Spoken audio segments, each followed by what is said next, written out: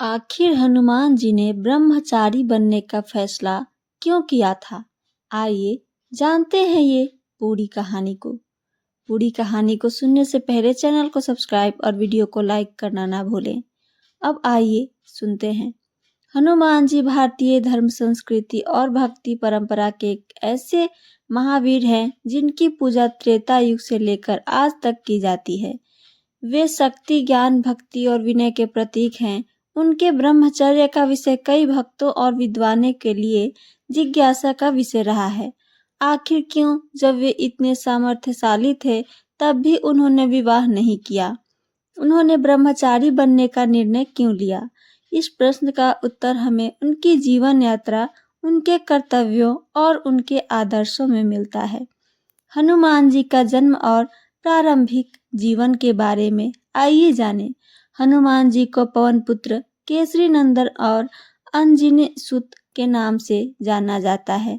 उनकी माता अंजनी एक अप्सरा थीं जो ऋषि के श्राप के कारण वानर रूप में जन्मी थी। पिता केसरी किष्किंधा के एक वीर और धर्मपरायण राजा थे। हनुमान जी का जन्म शिव जी के अवतार के रूप में हुआ था और उनके भीतर अपार बल, बुद्धि और पराक्रम संचार था। उनके जन्म की पृष्ठभूमि ही बताती है कि वे सामान्य पुरुष नहीं थे, बल्कि वे एक विशेष उद्देश्य के लिए जन्मे थे। बचपन में ही वो सूर्य को फल समझकर आकाश में उड़ चले थे, जिससे उनकी शक्ति का अनुमान लगाया जा सकता है। ब्रह्मचर्य का अर्थ और उसका महत्व आइए जानें। ब्रह्मचर्य का अर्थ केवल अविवाहित रहना नहीं है, बल्कि यह आत्मसंयम, इंद्रिय नियंत्रण और अपने लक्ष्य के प्रति पूर्ण समर्पण का प्रतीक है।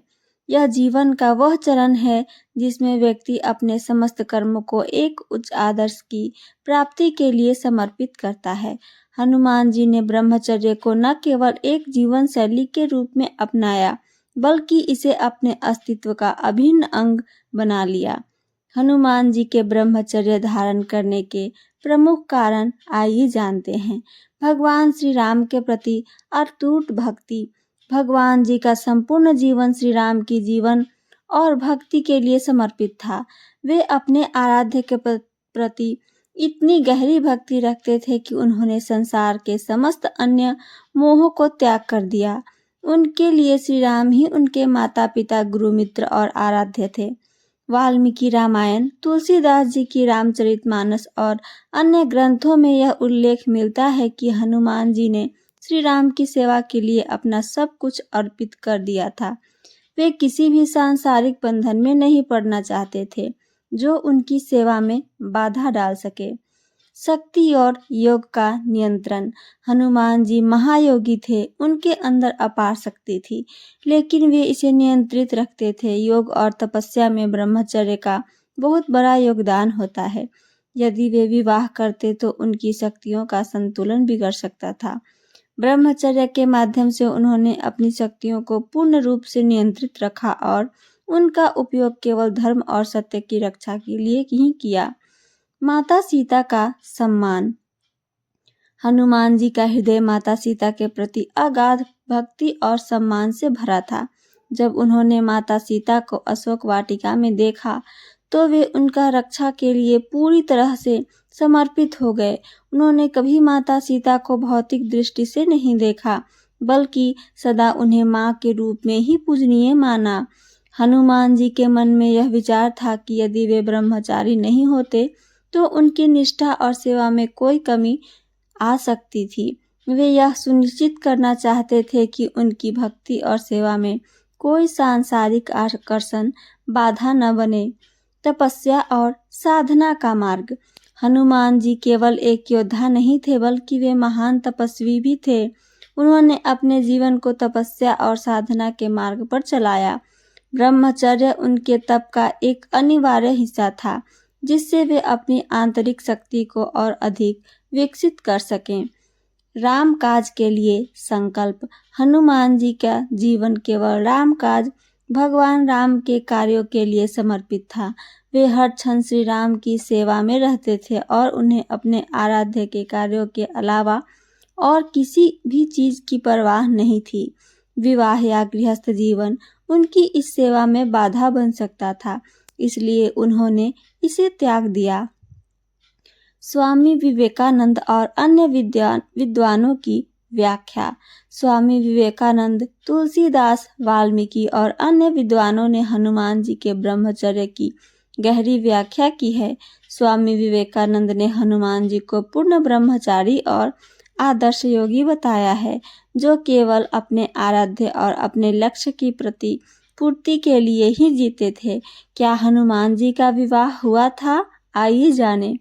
कुछ पुराणों में यह उल्लेख मिलता है कि हनुमान जी का विवाह सूर्यदेव की पुत्री सुवर्चला से हुआ था, लेकिन यह विवाह सांसारिक नहीं था, बल्कि केवल ज्ञान प्राप्ति के लिए हुआ था। यह कथा कहती है कि सूर्यदेव ने हनुमान जी को नव विद्या ब्रह्म ज्ञान प्रदान करने के लिए अपनी पुत्री का हाथ उनके हाथ में दिया था, लेकिन हनुमान जी इस विवाह के बाद भी पूर्ण रूप से ब्रह्मचारी ही रहे और उन्होंने कभी सांसारिक जीवन नहीं अपनाया। हनुमान जी के ब्रह्मचर्य का प्रभाव। हनुमान जी के ब्रह्मचर्य ने उन्हें अतुलनीय शक्ति, बुद्धि और सिद्धियां का स्वामी बना दिया। उनके इस व्रत के कारण आइए जाने, वे महाशक्ति और महायोगी बने। उनकी ध्यान और तपस्या शक्ति अद्भुत रही। वे सदैव अपने आराध्य श्री राम के प्रति समर्पित रहे। वे देवताओं और भक्तों के लिए प्रेरणा बने। इन सब से हमें क्या निष्कर्ष मिलती है, आइए जानते हैं। हनुमान जी का ब्रह्मचर्य केवल अविवाहित रहने तक सीमित नहीं था, बल्कि यह उनकी तपस्या, सेवा, भक्ति और शक्ति का मूल आधार था। उन्होंने इसे अपने आराध्य श्री राम की सेवा के लिए अपनाया और इसे जीवन भर निभाया। उनकी यह प्रतिज्ञा न केवल उन्हें महान बनाती है, बल्कि उनके ब्रह्मचर्य से हमें यह भी सीख मिलती है कि किसी भी लक्ष्य को प्राप्त करने के लिए पूर्ण निष्ठा और आत्मसंयम आवश्यक है। हनुमान जी आज भी अपने भक्तों को यह प्रेरणा देते हैं कि सच्ची भक्ति और आत्मसंयम से कोई भी काम असंभव नहीं है, संभव किया जा सकता है। उनके ब्रह्मचर्य का आदर्श हमें सिखाता है कि यदि हम अपने जीवन में किसी उच्च लक्ष्य को प्राप्त करना चाहते हैं तो हमें अपने इंद्रियों को वश में रखना होगा और अपने लक्ष्य के प्रति पूर्ण समर्पण करना होगा। तो ये थी मेरी आज की जानकारी। मेरी कहानी और जानकारी आप सबको पसंद आई हो तो चैनल को सब्सक्राइब और वीडियो को लाइक करना ना भूलें। साथ साथ अपना कमेंट करके हमें जरूर बताएं। सुनने के लिए धन्यवाद। जय श्री राम, जय जय बजरंगबली।